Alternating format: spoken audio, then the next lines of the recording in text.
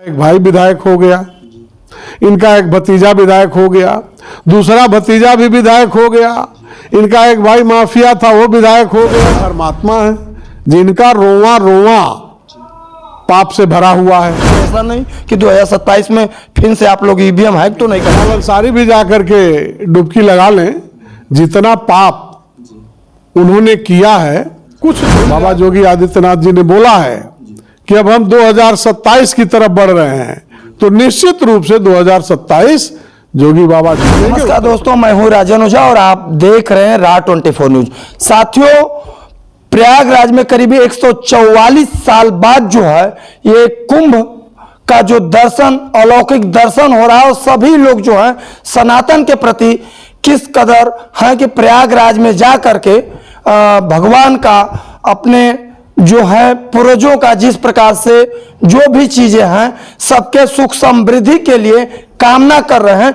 लेकिन कुछ लोग जिस प्रकार से देखा जाए कि सरकार को विपक्ष घेरने का प्रयास कर रहे हैं, तमाम तरह से प्रोपोगंडा भी फैलाई जा रही है कि ऐसा महसूस हो रहा है कि जो प्रयागराज में सब कुछ दिखाया जा रहा है कि ऐसा हो रहा है, जितनी ज्यादा भीड़ उमड़ रही है मानो अब सब लोग स्वर्ग में जा रहे हैं और नर्क में रहने के लिए कहीं जगह भी नहीं मिलेगी। आप पिछले दिनों देखा भी होगा कि किस प्रकार से पूर्व मुख्यमंत्री और सपा सुप्रीमो अखिलेश यादव ने भी तमाम तरह से इस प्रयागराज के जो महाकुंभ पर्व को लेकर के सरकार को घेरा था, तमाम तरह से टिप्पणी की थी। मजे की बात है कि खुद ही उन्होंने जा करके उस संगम में स्नान किया था, जहां एक तरफ देखा जाए कि लोगों को कह रहे हैं कि यहां पर इस तरह से हो रहा है उसी कुंभ के बारे में, और उसी संगम में उन्होंने खुद ही जाकर के डुबकी लगाई है। और साथियों, और उन्हीं के सांसद जो हैं गाजीपुर से एक विवादित बयान दे दिया है कि ऐसा भीड़ उमड़ रहा है कि मानो अब नर्क में लोगों के लिए जगह नहीं रहेगी, सब लोग स्वर्ग में जाएंगे और अपने पाप धुल रहे हैं। और उन्हीं के एक जंगीपुर से विधायक भी हैं, उन्होंने लेकर के देखा है कि जो मिल्कीपुर उपचुनाव हुआ है और दिल्ली में चुनाव हुआ है, तो वो एक आंसू बहा रहे थे, रो रहे थे, लोगों को जागरूक कर रहे थे कि आप लोग अब से सचेत हो जाइए, अब से सचेत हो जाइए, नहीं तो 2027 में इसका बुरा परिणाम देखने को मिलेगा। इन तमाम विषयों पर आज हमारे साथ हैं बीजेपी के कद्दावर नेता, फायर ब्रांड नेता और पूर्व जिला सहकारी बैंक के चेयरमैन अरुण सिंह जी। इन तमाम विषयों पर हम उनसे चर्चा करेंगे। पहले तो सर, आपका राह 24 न्यूज में स्वागत है। आपके चैनल को बहुत बहुत बधाई और आपको भी बहुत बहुत बधाई। सर, देखा जाए जिस प्रकार से आप देखे हैं कुंभ का जो है महापर्व जो चल रहा है, और जिस प्रकार से आप गाजीपुर के सांसद जो है अब्दाल अंसारी साहब ने देखा है कि उन्होंने बोला है कि इतना भीड़ जो उमड़ा है और इस प्रकार से मानो नर्क में जगह ही नहीं रहेगी, इस प्रकार से ये लोग क्या संदेश दे रहे हैं? देखिए, दल पार्टी कोई भी हो जी, पक्ष विपक्ष का कुछ मतलब होता है जी। और विपक्ष की भूमिका भी यही होती है जी, कि सरकार द्वारा कोई जनहित विरोधी निर्णय लिया जाए तो उस पर जो है विरोध करें जी। लेकिन यह क्या विरोध है? किसी के धार्मिक आस्था पर सवाल उठाया जाए, यह निंदनीय है। जिस पार्टी के वो सांसद हैं अफजाल अंसारी, उस पार्टी के मुखिया ने भी उसी कुंभ में डुबकी लगा करके आस्था से अपने को जोड़ा है। उस आस्था पर भी ये कुठाराघात कर रहे हैं। इसका मतलब इनके कहने का कि अब तो अखिलेश यादव भी स्वर्ग में चले जाएंगे और नर्क का दरवाजा खोल के अफजाल अंसारी खड़ा रहेंगे कि कितने लोग इधर आ रहे हैं। वो रजिस्ट्रेशन करा रहे हैं ऐसे लोगों का जिसके पक्ष में उन्होंने बोला है, जिस कट्टरता का उन्होंने परिचय दिया है, उन लोगों के लिए वे नरक का दरवाजा खोलकर खड़ा रहे, वो लोग जाएं उसमें। लेकिन जो लोग इस आस्था को प्रकाशित कर रहे हैं कि हम स्नान कर लेंगे, हमारे सभी पाप धुल जाएंगे और स्वर्ग का रास्ता प्रशस्त हो जाएगा, वे बधाई के पात्र हैं। आज 50 करोड़ लोग डुबकी लगा चुके, तो उनकी आस्था थी। लेकिन कोई भी नेता, किसी भी दल पार्टी का नेता, इस्लामिक धार्मिक संगठन के भी लोग इस तरह का बयान नहीं दिए जिस तरह का बयान अफजाल अंसारी ने दिया है। ओवैसी तक ने इस तरह का बयान नहीं दिया है।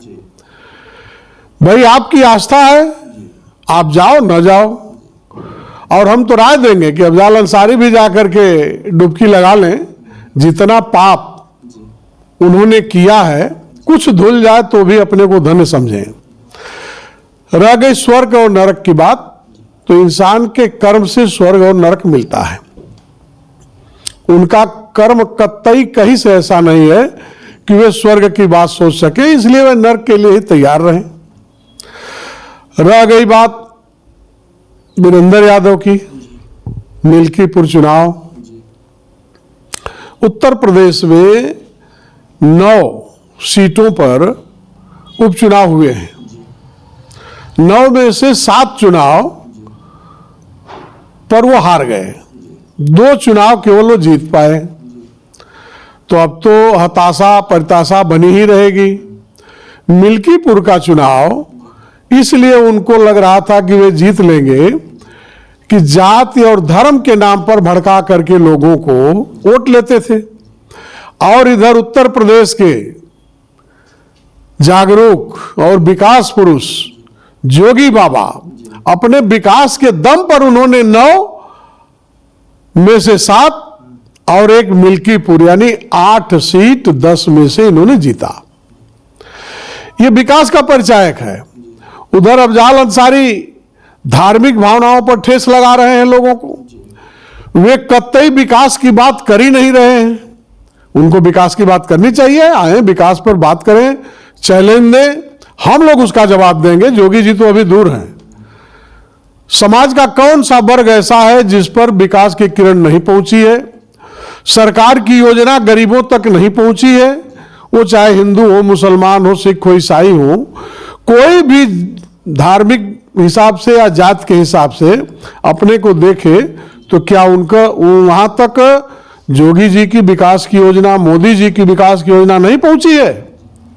तो विकास की योजना का लाभ भी लेते हैं लोग और कुत्सित मानसिकता का परिचय देते हैं।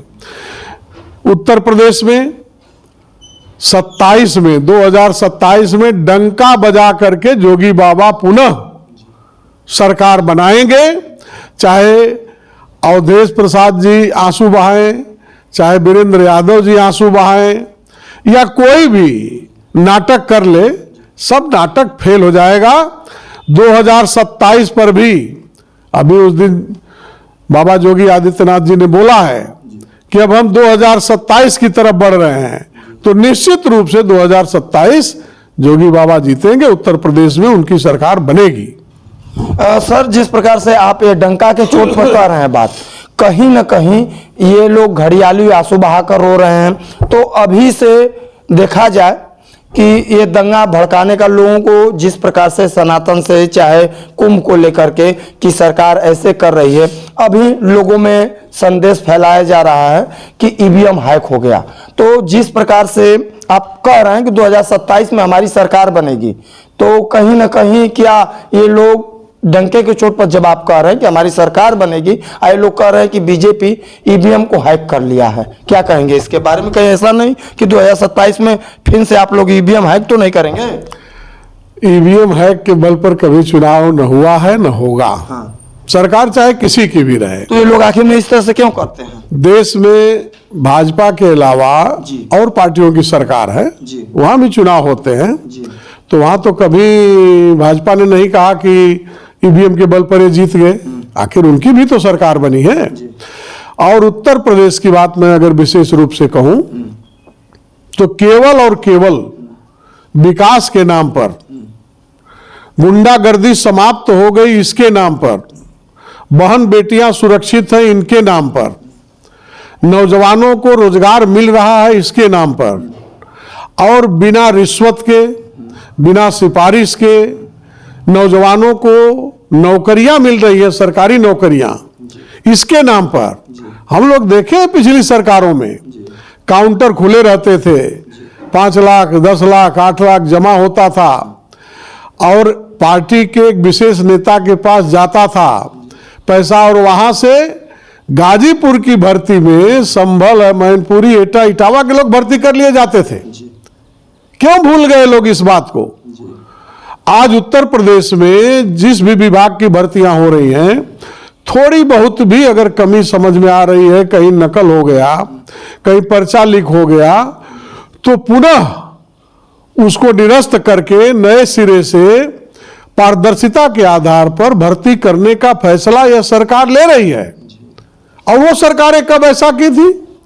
कोर्ट में भी तक मामला चला गया लेकिन न्याय नहीं हुआ। पीसीएस संवर्ग की भर्तियां हुई थी, एक ही बिरादरी के 60% लोग भर्ती कर दिए गए थे, उसके खिलाफ भी आवाज उठी थी। अगर नैतिकता थी तो क्यों नहीं उन्होंने निरस्त करके स्पष्ट रूप से पारदर्शिता के आधार पर भर्ती कराया? आज उत्तर प्रदेश में चाहे कोई भी विभाग हो, हर विभाग में नियुक्ति हो रही है तो पारदर्शिता के आधार पर, कहीं भी किसी भी कोने में विकास की योजनाएं जा रही हैं तो सबके लाभ के लिए। और देखिए, सरकार चाहे किसी की भी हो, उसकी योजना परियोजना का लाभ प्रदेश के हर जाति वर्ग धर्म के लोगों को मिलना चाहिए, ऐसी व्यवस्था होनी चाहिए।